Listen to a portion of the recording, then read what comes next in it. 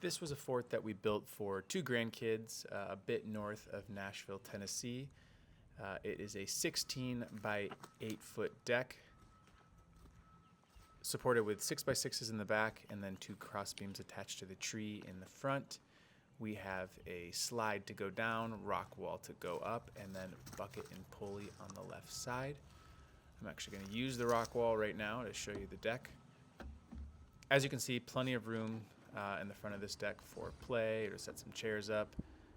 Ship's ladder over here to the right. And then I'll show you how we created a Dutch door with a lock here.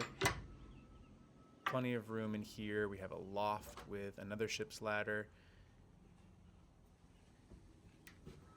As always, our windows come with magnetic latches to keep them closed. Quick view of the loft, and then back down the ship's ladder.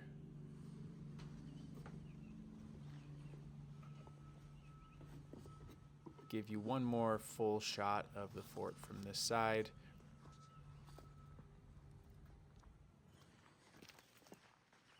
Really excited for how this one turned out.